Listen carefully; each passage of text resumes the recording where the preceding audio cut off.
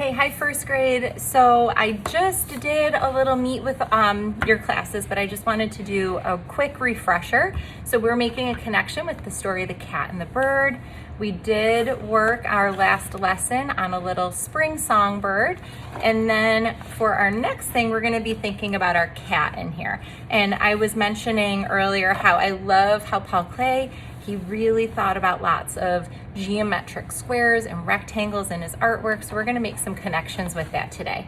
So the very first thing with your songbird, I did start using watercolor paint. So your job is, after you have everything drawn, everything colored, you're gonna come in with your watercolors, choose one color, and very, very nicely start painting. Now, as I started painting, this is a pretty dark green. I can always just add some water, move it around.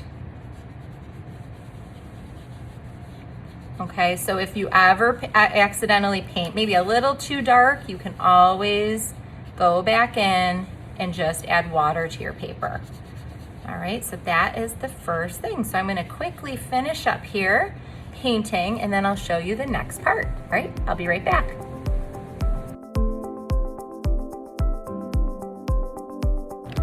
Okay, so first grade, now that I have my bird all done, I'm gonna set this aside.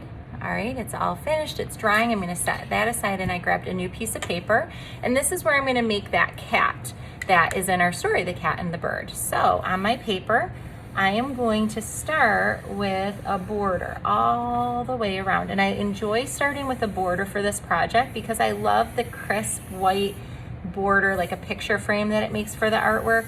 The other thing I really enjoy is when I go in, and I'm gonna use oil pastels, I know that the oil pastel is not gonna move over onto the table, so that's a great thing as well. All right, so thinking about my cat, I'm gonna think about some really important words that we have talked about. We're gonna talk about some lines, we're gonna use some shapes, and we're gonna also think about the word symmetry, things that are symmetrical, the same on both sides, like my hands are symmetrical, like a butterfly, right?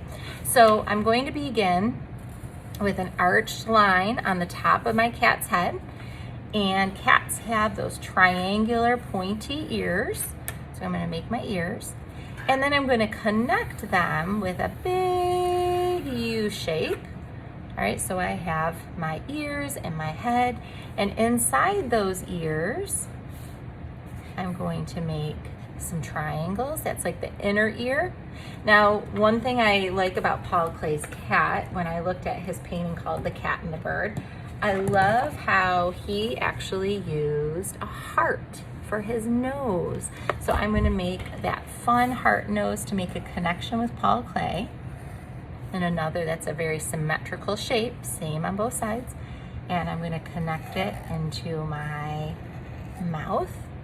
And then I'm going to work on the eyes.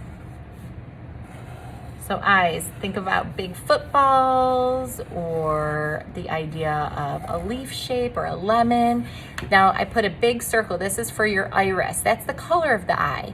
All right, so think about yourself. You might have blue eyes, brown eyes, green eyes, hazel. That is where the color will go. And then inside that, I'm going to make the pupil. That's the big black circle, okay? And makes a few little dots here where my whiskers will go. Okay, so there's my cat's whiskers, and I'm gonna work on the body, and I'm gonna imagine my cat is sitting in front of a window. So there's the body. His feet are way down here, so I'm not gonna see him, but he's looking out the window, and his tail is gonna come on the paper and back off. Okay, so there's my cat. Now the next part that I'm going to do is, because I'm thinking about that cat looking out that window, I am going to create some lines. So a lot of times when we think about windows, there's what's called grills, or like grates in a window, and it's just different pieces of wood that separate it. So I'm going to separate my cat with one vertical line. I know it sometimes makes students very nervous to do that, but I promise it'll be okay. And then I'm going to make one horizontal line. So now I actually have 4 squares. This is called quadrants. So I have 1, 2, 3, 4, okay? So now I have one that I started actually coloring earlier, so I'm gonna pull that out. And for each square that I have, I am going to choose a color. Now you can use your imagination here. It does not have to be a cat that is brown or orange or white. It could be a very colorful, color blocked cat. So think of like each thing like a block. That's why it's called a color block. So I'm going in with my blue oil pastel. And as I'm working, I am making sure that my oil pastel is nice and solid. If they break, it's okay. It does happen. Now, oil pastels are made with oil, whereas crayon is made with wax.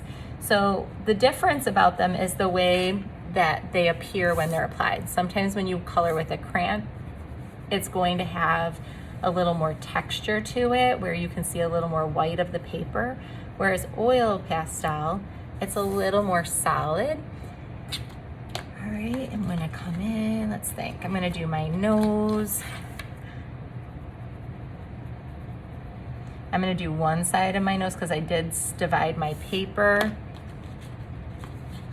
right in between.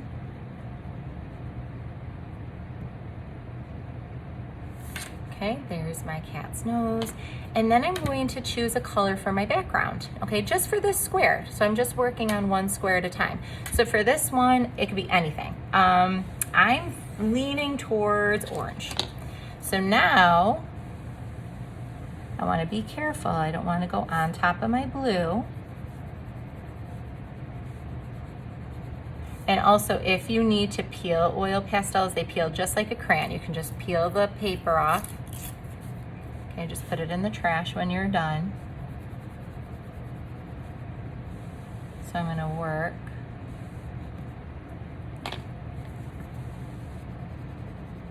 Inside.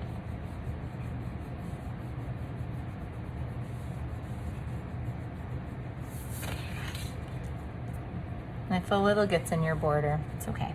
Just leave it. That does happen sometimes. All right, so I am going to continue working, and I will show you a finished one that I have here.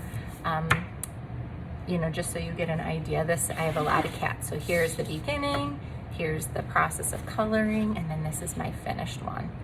All right, so this one's a little different where I did blue and yellow, orange and light blue, purple and red, and green and pink. So have fun with this. This is just a fun connection with Paul Klee. You can see the progression of the project. So work on your songbird and then go ahead and work on your cat. Have a wonderful day, friends.